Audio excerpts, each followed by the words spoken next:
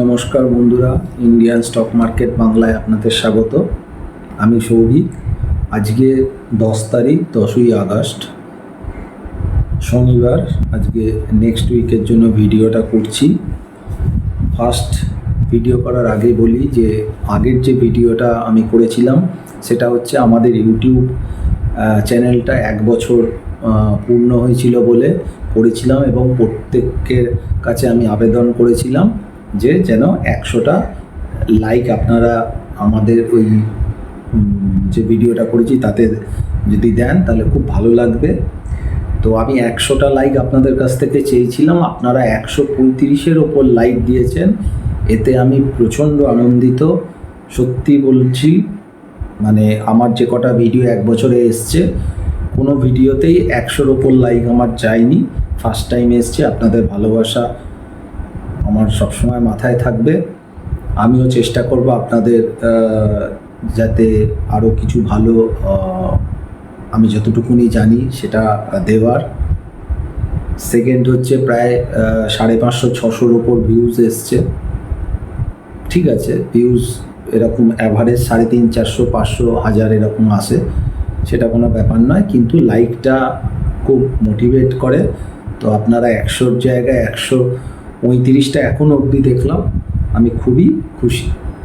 এটা হলো আগের পার্টে গেল, এবং প্রচুর লোক কংগ্রাচুলেশন জানিয়েছেন, এতে আমার ভালোও লেগেছে।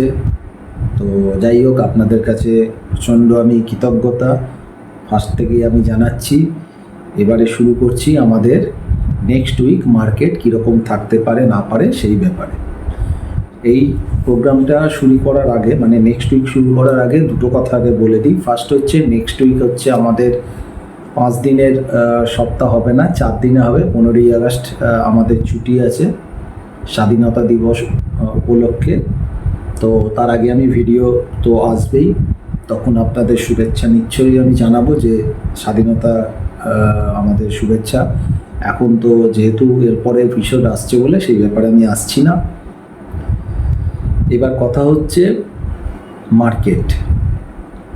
মার্কেটে আমি যে জিনিসটুকুনি আমি দেখেছি বা যা আমি বলছি, এটা কিন্তু টোটালি আমার মত।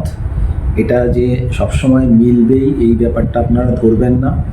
তবে আমি চেষ্টা করি যতটা আমি নিজের যেটুকুনি পড়াশোনা করেছি বা যেটুকুনি আমি বুঝি সেই অনুযায়ী আপনাদের বলার।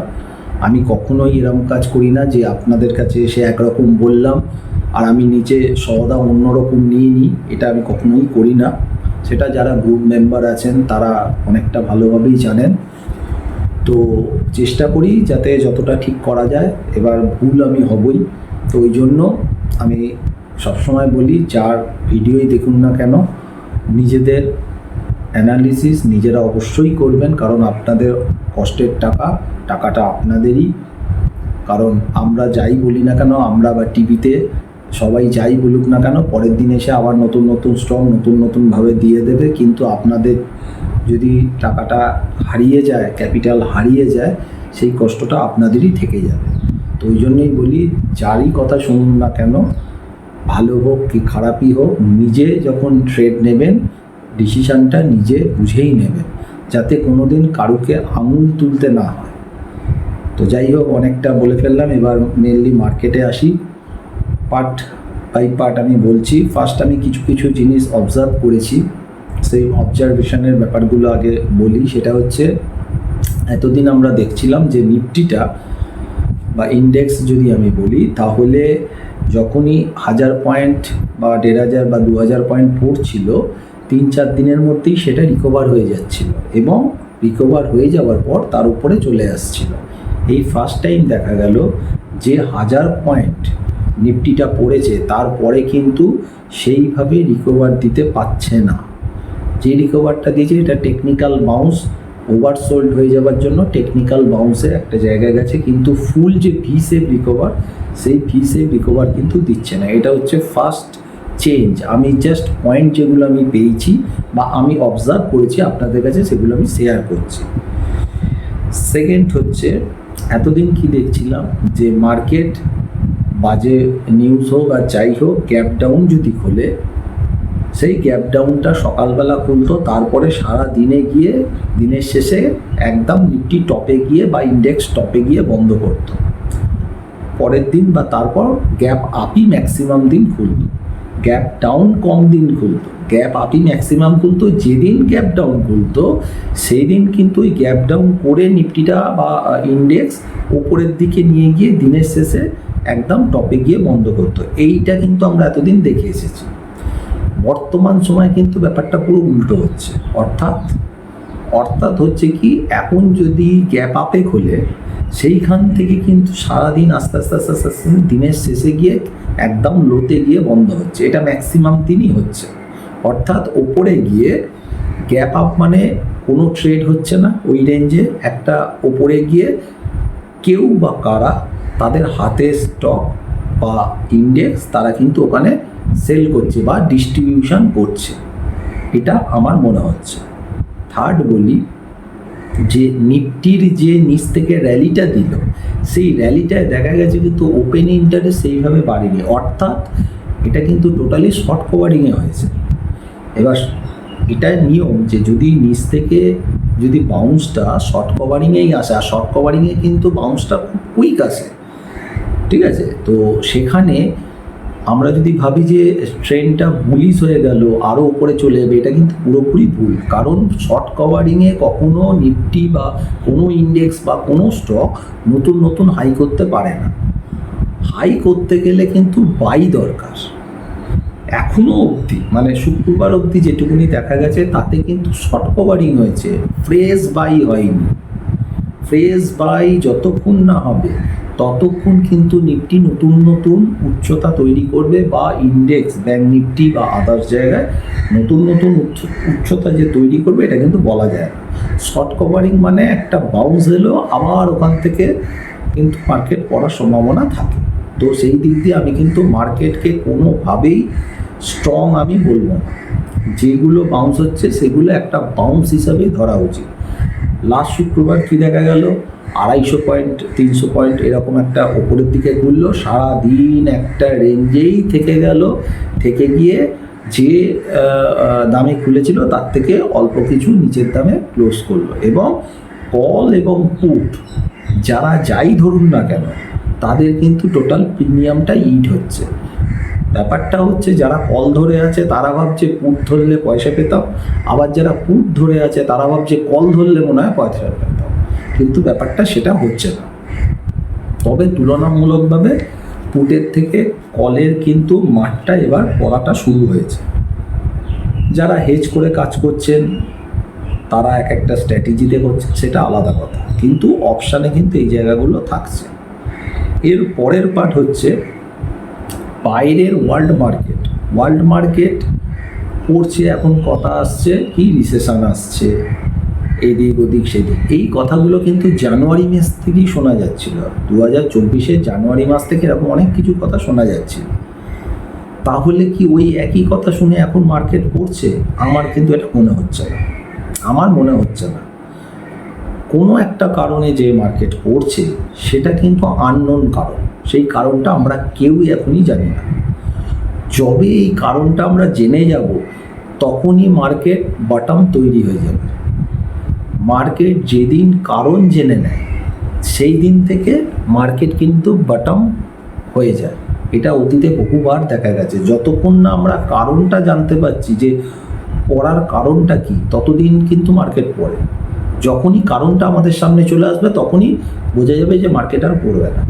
এটা হচ্ছে অতীত থেকে দেখা গেছে, এটা আপনাদের কাছে একটা অ্যাডভান্স শেয়ার করে রাখলাম। এছাড়া হচ্ছে টেকনিক্যালি কিন্তু বাজার বিশেষ করে নিফটি কিন্তু ভালো জায়গায় নেই, এবং সেই সিগন্যালটা বৃহস্পতিবার দিনকে পাওয়া গেছিল। কিছু কিছু জায়গায় সেই সিগন্যালটা পাওয়া যাচ্ছে শর্ট টার্ম। আমি এইটা এখন ইউজ করছি শর্ট টার্ম, আমি লং টার্ম বা 8 মাস 1 বছর 2 বছরের কথা আমি ইমিডিয়েট বলছি না। শর্ট টার্ম নিফটি কিন্তু পার্টিকুলার আমি নিফটি, ব্যাংক নিফটি অনেক আগেই খারাপ হয়ে গেছে, ব্যাংক নিফটির কথা আমি বলছি না, আমি নিফটি কথা বলছি। নিফটি কিন্তু অফিসিয়ালি আমি যে জিনিসগুলো দেখি তাতে কিন্তু বৃহস্পতিবার দিন আমি বুঝতে পারছি যে নিফটি কিন্তু উইকনেস শো করা শুরু করে দিয়েছে শর্ট টার্ম। তো আমি ওপরের দিকে দুখানা বড় বড় গ্যাপ হয়েছে, ওই গ্যাপ যতক্ষণ না ফিল আপ না হয় ততক্ষণ কিন্তু সেল অন রাইস হবে, এবং আমার মনে হচ্ছে না খুব সহজে ওই গ্যাপটাকে ফিল আপ করতে পারবে বলে।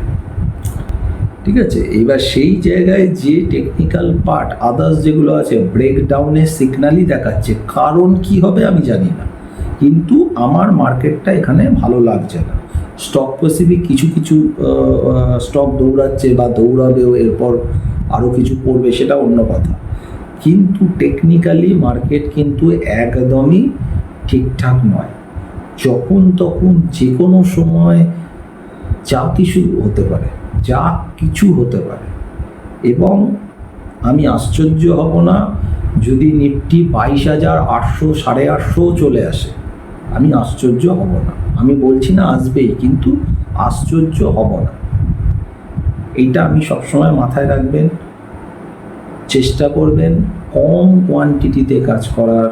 কখন কি ঘটবে, কারণ এত ভোলাটিলিটি বেড়েছে, সেই জায়গায় যদি গ্যাপ ডাউন, আজকে জাপান বাইরের যাই হোক না কেন, এখন কিন্তু তাদের সাথে আমরাও পাল্লা দিয়ে জায়গাগুলো করছি, এবং মার্কেট কিন্তু সেল অন রাইজের মার্কেট হয়ে গেছে।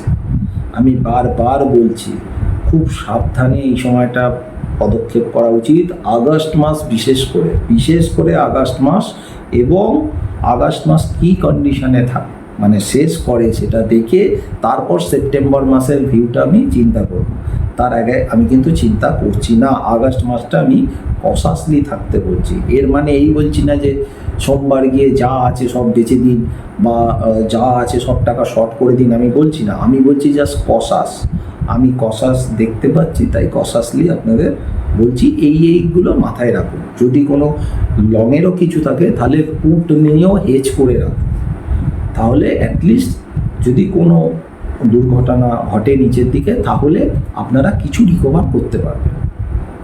এইটা মোদ্দা কথা।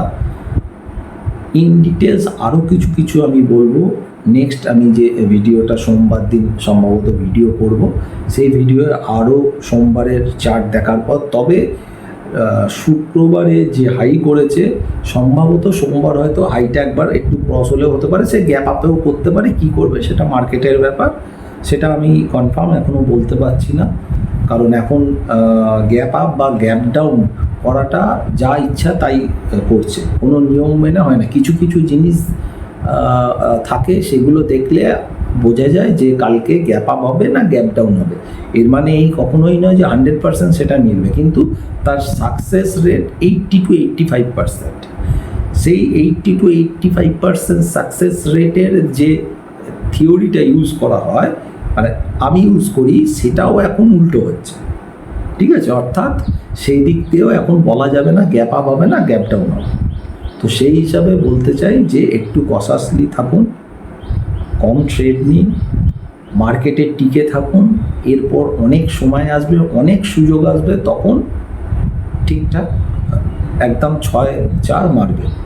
আর এছাড়াও আমি স্টক এই সপ্তাহে বলছি না, লাস্ট দিন যে স্টকটা আমি বলে গেছিলাম 1 বছর উপলক্ষে, সেটা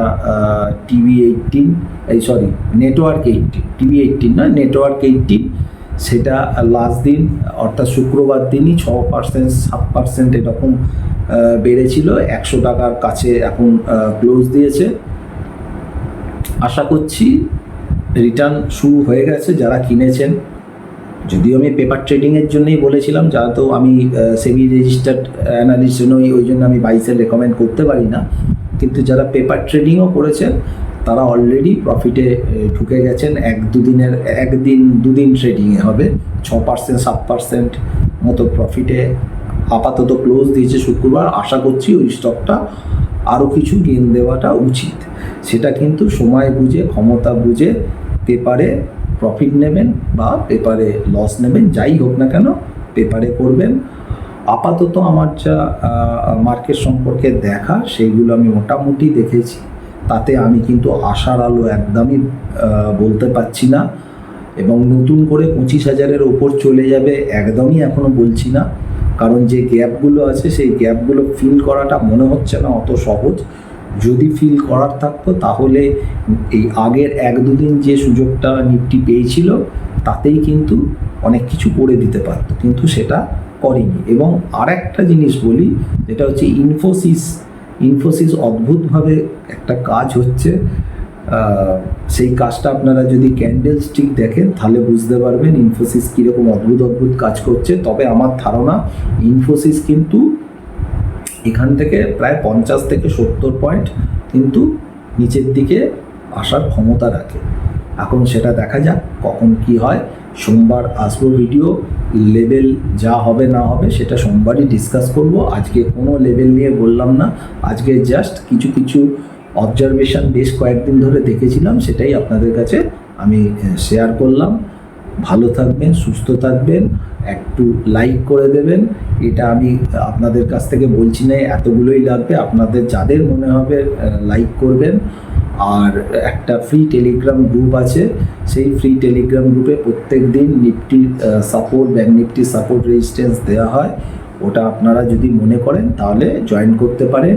হোম পেজে লিঙ্ক দেওয়া আছে, ওটা জয়েন করতে গেলে কোনো টাকা পয়সা বা ডিম্যাট অ্যাকাউন্ট খোলা কিচ্ছু করতে হয় না, নিজে থেকে জয়েন্ট হওয়া যায়। ওখানে কিন্তু প্রতিদিন নিফটি ব্যাঙ্ক নিফটির সাপোর্ট রেজিস্ট্যান্সই শুধু দেওয়া হয়, আর কিছু ওখানে দেওয়া হয় না। আর মঙ্গলবার মার্কেটের ডেটাটা কি Nifty bank Nifty positive negative ইত্যাদি শুধু মঙ্গলবারটা মানে দেওয়া। তো যাই হোক, 16 মিনিট ভিডিও হয়ে গেছে, আজকে আর বড় করছি না। ভালো থাকবেন, সুস্থ থাকবেন, দেখা হচ্ছে সোমবার।